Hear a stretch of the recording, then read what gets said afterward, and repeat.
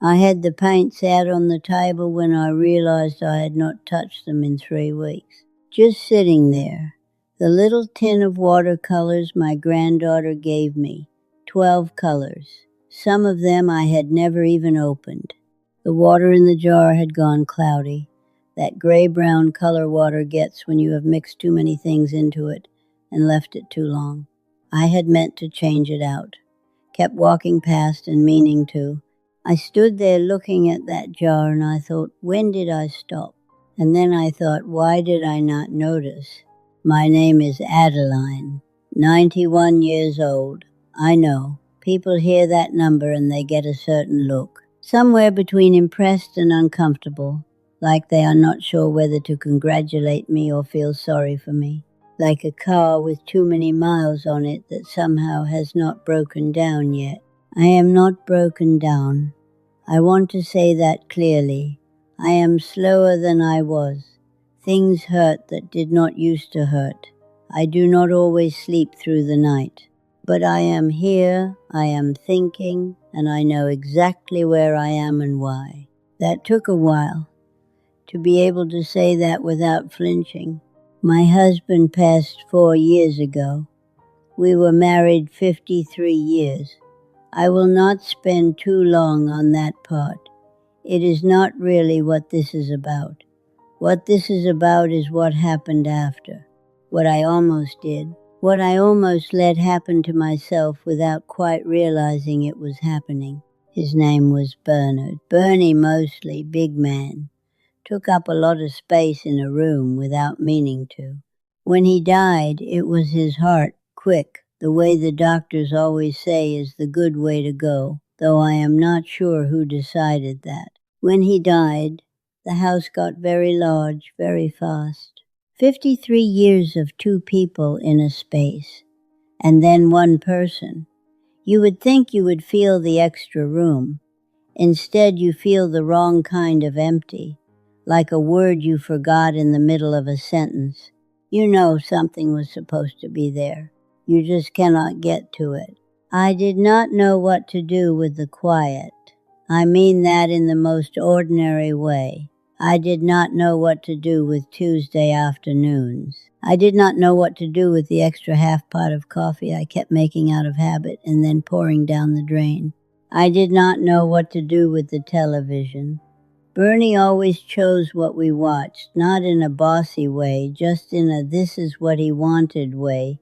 And after he was gone, I would sit in front of it and flip through channels, and nothing seemed to be the right thing to land on. Small things. That is what grief is mostly. The small things that were someone else's and are now just loose, floating around with nowhere to attach. My daughter started coming by on Sundays. She would bring things, a roasted chicken, bread, whatever was extra from her week. I appreciated it. I did. But there was something in the way she would come in and look around the house. Slow look. Starting at the kitchen, moving through the living room, checking the hallway, like she was doing an inventory. You doing all right, Mama? Fine, I would say. I am fine. You sure? Because you are here alone all week. I know, I am alone all week. I am the one here all week. She would nod. Eat with me. Help me put things away. And then right before she left, she would say something like, have you thought about calling so-and-so? Or there is a thing at the church? Or I heard about a group that gets together on Wednesdays. Always something. Always a solution to a problem I had not said I had. My son called twice a week. He is punctual about it. Wednesday evening, Sunday mornings. Regular as anything. He would ask the same questions in slightly different order each time. Are you eating? Are you getting out? Have you thought about? And then whatever the suggestion was that week. A trip somewhere. A program at the senior center. A neighbor he thought I should get to know better. I know they meant well. I want to say that and mean it, because I do mean it. They loved me and they were worried and they were doing what children do when they do not know what else to do. You suggest things. You check boxes. You feel better because you have done something. But after a while, you cannot tell where the concern ends and the pressure begins. It all starts to feel like the same thing, like being slowly steered somewhere without anyone admitting they are steering. The church was its own thing. I had been going to that church for 40 years. Same pew, more or less. Third from the front, left side, because Bernie liked to be close, but not too close. I knew everyone there. The families, the deacons, who was having trouble with what, whose grandchildren had moved away, whose husband was not well, good people. My people, really, in the way that a place becomes yours after long enough. After Bernie passed, they started including me in things with a particular enthusiasm.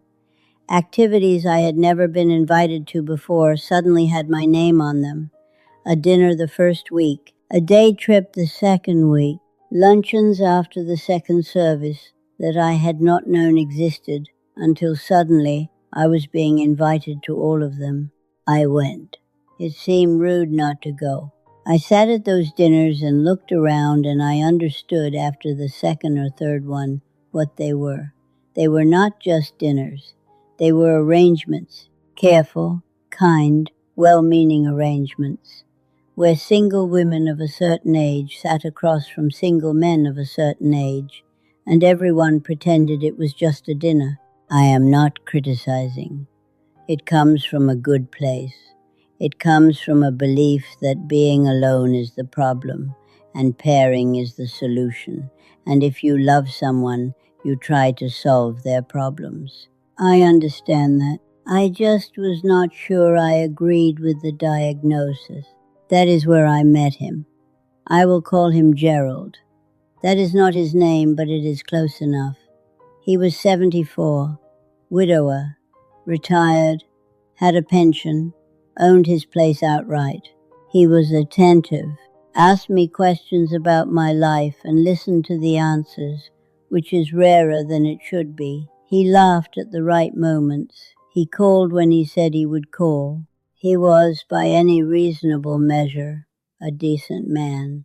We had coffee after church the first time, then dinner at a restaurant he chose, then longer phone calls. He asked about my children, my grandchildren, asked about Bernie carefully, the way you ask about something you know is still tender. I told him a little, not everything. Nobody gets everything on a dinner out. Months went by. We saw each other regularly. My daughter knew and approved. I could tell by the way her Sunday visits changed slightly, became a little lighter, a little less inventoried. My son said he was glad I was getting out. The women at the church smiled at me in a particular way. 8 months after Bernie died, Gerald asked me to marry him. It was not a romantic proposal. He did not get down on one knee.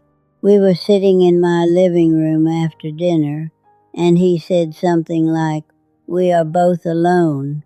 We both have expenses, property, lives that make more sense together than apart." He said it made financial sense. He said it was what people in our situation did when they found someone decent. I said yes. I do not entirely know why I said yes. I have thought about it since. A lot, actually. I think I was tired. Tired of the Sunday looks. Tired of the twice-weekly calls with the suggestions at the end. Tired of the church bulletins someone kept leaving on my kitchen table. Not me.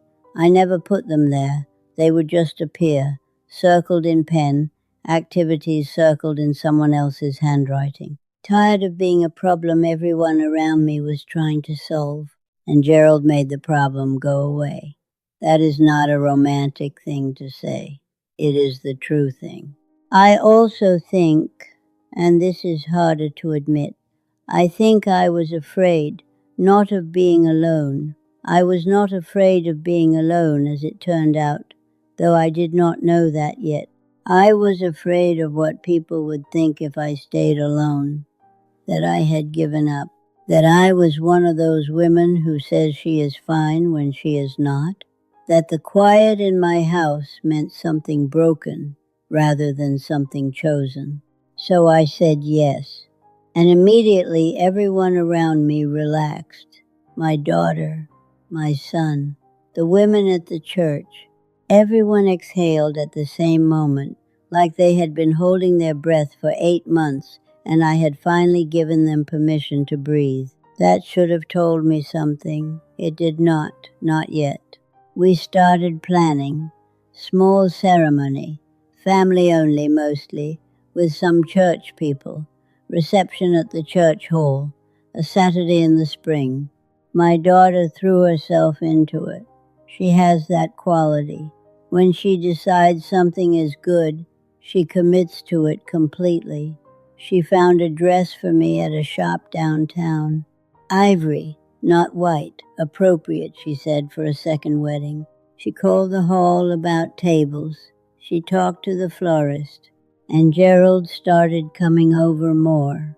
That was natural. We were going to be married. It made sense that he would be at my house more, that we would start the work of figuring out how 2 lives fit together. He did not like where I kept the spices. That was the first thing. He was looking for something, paprika, I think, and he opened the wrong cabinet and could not find it, and he said, a little impatiently, that he could not find anything in my kitchen. I showed him where things were, and the next time he came over he mentioned it again, said it would be easier if the spices were up top, left side, where he could see them. So I moved them. I moved the spices I had kept in the same place for 30 years. My husband knew where they were. My children knew where they were. My grandchildren, when they had come to help me cook, knew where to reach without asking. I moved them without arguing about it. Just moved them. And I stood there afterward, looking at the cabinet thinking, well, that is fine. That is what you do when you share a space with someone. You adjust. There were other things, small things, all of them. He liked the television on in the evenings. Background noise, he said. It helped him settle. I had gotten used to the quiet. I had come to like the quiet. But I did not say anything about it because it seemed like a small thing to make an issue of. He went to bed earlier than I did. I have been a night reader my whole life. I will read until midnight sometimes, just me and whatever book I am in the middle of. But the light bothered him, so I would close the book earlier. Come to bed when he was ready, rather than when I was ready. He had preferences about dinner. Not difficult preferences, nothing strange. Just that certain things he did not eat and certain things he preferred. And gradually the way I cooked shifted slightly in his direction without either of us making a decision about it. Tiny things, normal things, the kind of adjustments 2 people make. I knew that. I reminded myself of that. But I had only been myself for 8 months. 8 months of Adeline. Just Adeline, no one else's schedule shaping mine, no one else's preferences bending toward me at the end of the day. 8 months of breakfast at whatever hour I woke up and felt like eating, reading until I was ready to stop, the television off when I did not want it, the kitchen exactly the way I had arranged it. I was already giving it up. My friend Vera came by one afternoon. We have known each other since before either of us had gray hair, which tells you something. We met at a church function decades ago. She was married, I was married. Our husbands knew each other a little. After her husband passed, and then after Bernie passed, we had become closer than we had been before. The way loss will do that sometimes. clear away the busyness and leave just the people. She knocked and I let her in, and I made tea. She sat down at the kitchen table and I noticed she did not take her coat off right away. Just kept it on her lap, held it there, like she might need it again soon. "How are you?" I asked. She said fine, the way people say fine when they mean something else entirely. We talked about ordinary things for a while. Her grandchildren, one of whom had just started school, a problem with her hot water heater that had taken 3 weeks to get fixed, whether the winter was going to be as bad as last year. Then she looked out the window. "I miss my Tuesdays," she said. I asked her what she meant. Before she remarried, she told me Tuesdays were hers. She would drive to her daughter's house in the morning. Her daughter lived about 40 minutes away, and she would spend the day there, help with the grandkids if they needed it, sit with her daughter in the kitchen, have dinner with them, stay through bath time, drive home whenever she felt like leaving. After she remarried, her husband expected her home by 4, not because anything was wrong, not because he was unreasonable, just because 4 o'clock was when he wanted her there, and she would come home by 4. And after a while, 4 o'clock became the rule without either of them ever saying it was the rule. It was just understood. "He is a good man," she said. "I know," I said. "You have always said so." She looked at her tea. "He is. I am not saying he is not." We sat with that for a moment. "Do you ever think about," she started, stopped. "What?" She shook her head, took a sip of tea. "Never mind, it is not worth saying." "Say it anyway." She set the cup down. "I think about what it was like before. Just sometimes. Not all the time. Just sometimes I think about what it was like when my time was mine." She smiled when she said it, like she was embarrassed to have said it, like it was a ridiculous thing for a woman her age to want. "That is worth saying," I told her. She shrugged, put her coat back on before she left. I watched her walk to her car, slow, something tired in her that was not about her knees or her age, something else. I went back inside. The spices were on the top shelf, left side. My daughter came over the following week, just the two of us. She sent her husband home and came alone, which she does when she wants to have a real conversation rather than a polite one. She sat down across from me at the kitchen table and put her hands flat on the surface. Both hands, flat, the way you do when you want to hold something steady. "Mama, I need to ask you something." I said, "All right. What happens to this house when you marry Gerald? What happens to it legally?" I knew what she was asking. I had thought about it. I had not thought about it all the way through, which is different from thinking about it. My will says a spouse's rights can come before the will. You know that. I did not answer. If something happens to you and he is still living, what does he get? What do we get? What do the grandkids get? She was not angry. That is what I want to be clear about. She was not angry, and she was not greedy. I know my daughter.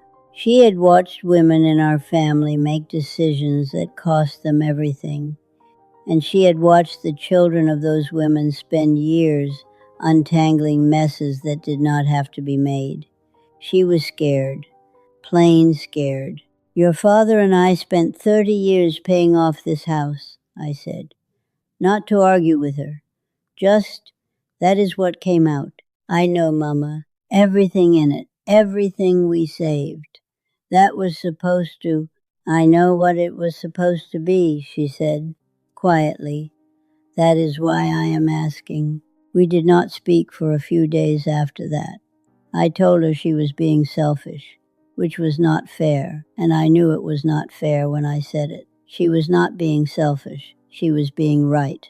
And sometimes right is harder to sit with than wrong. I made an appointment with a woman who handled estate law, older clients specifically. Someone had recommended her to me years before for something unrelated, and I had written her name down and kept it. I found it, called her. She was direct. I appreciated that. No softening, no easing into it. She said, "When you remarry, he becomes your legal next of kin. The will does not protect your children the way you believe it does. He has the right to contest it. The courts will often side with a surviving spouse over adult children from a prior marriage. Your intentions are not the same as your legal instructions, and your legal instructions are not the same as what will actually happen." She told me about a woman, did not give me a name, of course, but told me enough. Widowed, remarried in her early 70s. Good man by all accounts. When she died, her adult children from her first marriage found themselves in court for 3 years, fighting the surviving husband's claim on the estate. 3 years. Legal bills that ate up a significant portion of what they were fighting for.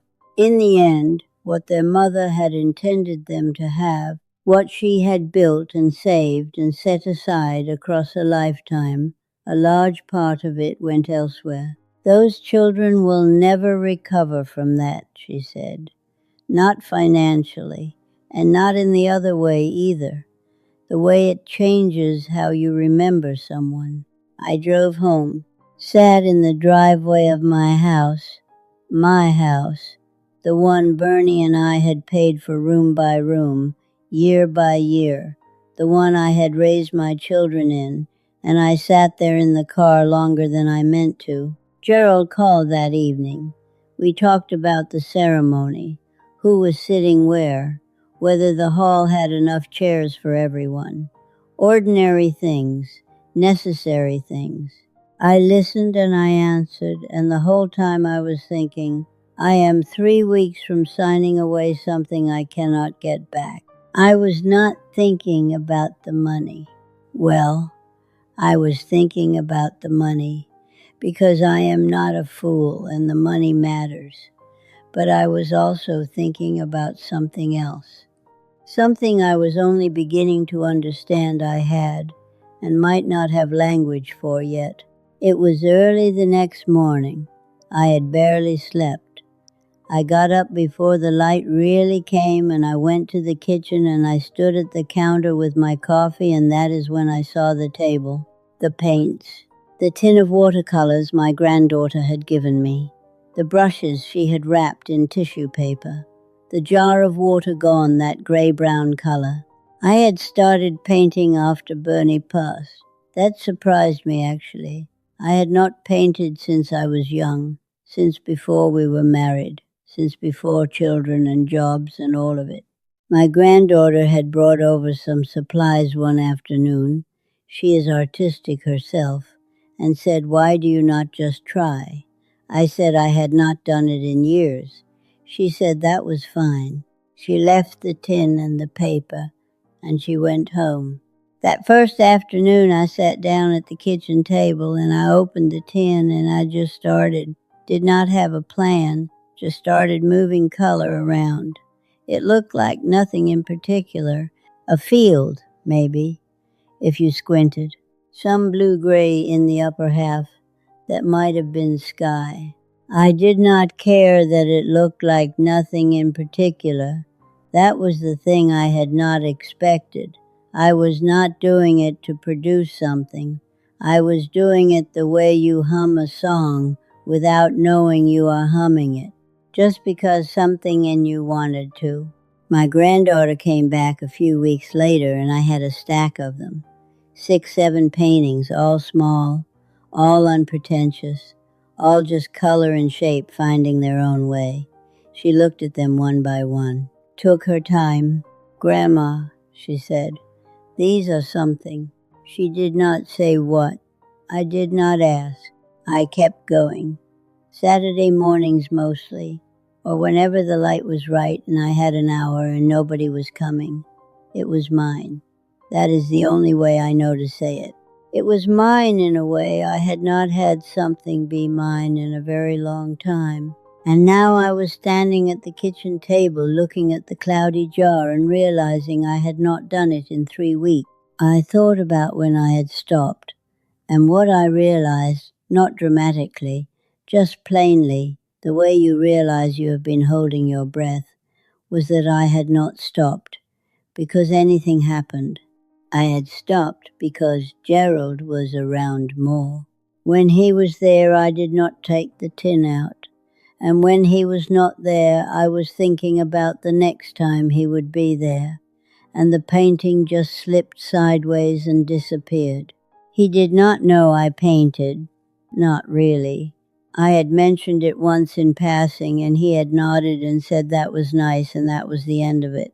He had never seen one of them. He did not know that I sat at this table on Saturday mornings and lost an hour or two making something for no reason, except that I wanted to. He did not know the thing I had found. I called Vera that morning, asked if I could come by. She was surprised, but she said yes. I drove over. Her husband was home. I could hear him moving around in the back part of the house when she let me in. She brought me to the kitchen and closed the door most of the way and put the kettle on. We sat across from each other and I just asked her straight, "Are you happy?" She looked at me, then at the table. "He is a good man," she said. "I know. Are you happy?" She was quiet for long enough that the kettle started to get loud before either of us spoke. "I do not think that is the right question anymore," she said finally. "I think the question is whether I am managing." She said it plain. Not bitter, not performing anything, just plain. "And are you?" "Most days." She got up to take the kettle off. "Most days I am managing fine." She set out 2 cups, a little plate of cookies she had made. I looked at her hands while she poured. She has always had steady hands, always. It was one of the things I admired about her, and I noticed they were not quite as steady as they used to be. I did not say anything about that.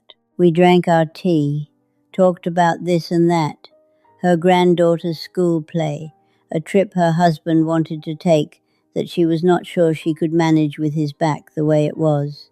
Ordinary things. When I left, she hugged me at the door, held on a half-second longer than usual. I drove home thinking about what she had said. Most days I am managing fine. I sat in my house, quiet, mine, the way it had been for 8 months, and I thought, is that what I am looking for? After 53 years of a marriage I loved, after a man I actually chose, actually built a life with. Am I walking into managing? I called Gerald the next morning, asked if he could come by. He came over that afternoon. He could tell something was off before I said a word. He had learned to read me in the way people learn each other after enough time together. He sat down and waited. I told him I could not do it, that I had made a mistake saying yes, that I should have known sooner. And I was sorry for the time and the arrangements and all of it. And I was sorry I had not been clearer with myself earlier so I could have been clearer with him. He was quiet for a moment. Then he was not quiet. He said things. Some of them were probably fair. Some of them were what people say when they are hurt and they want something to land. He left. I sat in the living room for a while after the door closed. The house was quiet, the same quiet it had been for 8 months. I noticed I was not frightened by it. I called my daughter, told her it was off. She was quiet for a moment on the phone, and then she said she would come over. She came over that evening, and she sat with me, and she did not ask me to explain anything or account for anything. She just sat. We watched something on television. She picked it, some program I had never seen before. I do not remember what it was. It does not matter. Before she left, she hugged me in the hallway for a long time. My son called the next day. He said he was proud of me. I told him he did not need to be proud of me. I just did what I should have done earlier. He said still. The church was gracious. More gracious than I deserved, probably. A few people said nothing, which is sometimes exactly right. A few others said things I let go in one ear and out the other, which is a skill I have spent 91 years developing, and I am finally quite good at it. That was 4 years ago. I am 91 years old. I live in my house alone. The spices are back where they belong. Bottom shelf, right side, same place they have been since before my children were old enough to reach them. I paint on Saturday mornings, mostly. Not every Saturday. Some Saturdays I do not feel like it, and I do not. I have learned not to force it.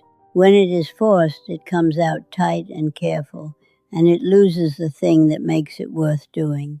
So I wait until I want to, and when I want to, I sit down and I open the tin and I change the water in the jar first, which I have started doing every time now without having to remember. I am not good at it. I want to be clear about that. I am not a painter in any real sense. I am an old woman who moves color around on paper, and sometimes it resolves into something, and sometimes it does not, and I am happy either way. The point was never to be good at it. The point was that it is mine. My daughter comes on Sundays, still brings things, still looks around the house when she comes in, but it is a different kind of looking now, not inventory, more like checking that everything is still where she remembers it, like she is reassuring herself. It is all where she remembers it. Vera and I still have coffee on Thursdays. Her husband's health has been uneven these past couple of years. She does a lot of the managing she told me about. I do not say anything about it because there is nothing useful to say. She knows what she is in and she made her choice, and she is not asking me to validate it or mourn it. I just make sure I am there on Thursdays. Some people ask me if I am lonely. I tell them the truth. Sometimes. Sure. There are mornings I would like someone to eat breakfast with. Just someone to sit across from, talk about nothing, drink coffee. There are evenings the house gets quiet in a way that lands differently than other kinds of quiet. I am not going to pretend those moments do not come, but they pass. They always pass. And what is on the other side of them is still my house, still my kitchen, still my Saturday mornings and my tin of watercolors and my jar of clean water. My granddaughter was here last month. She is in her 20s now, has her own life, her own things she is figuring out. She came for a weekend visit and we cooked together and stayed up too late talking, the way we do. Before she left, she walked through the living room and stopped in front of the paintings I had leaning against the wall. I cycle them, put new ones up when I finish them, move old ones somewhere else, give some away. She looked at the current ones slowly, one at a time. She pointed at one near the end, a field mostly, with something in the middle distance that I had never quite decided what it was. A tree, maybe, or just a shape, some color in the upper half. "What is this one?" she asked. I thought about it for a moment. "I do not know yet," I said. "I started it and then I put it down and I keep coming back to it and I have not decided what it is." She looked at it for a while. "I like it," she said. "You can have it when it is done." She smiled. "I will wait." I changed the water in the jar this morning. The tin is open on the table. The brushes are laid out the way I lay them out, smallest to largest, left to right. The paper is there, blank. I do not know what I am going to paint today. I rarely know before I sit down. That used to bother me. I thought you were supposed to have a plan, know what you were making before you made it. But I have been doing this long enough now that I trust the not knowing. Something will come, or it will not, and I will sit with the blank paper for a while, and that will be fine too. I will figure it out when I sit down.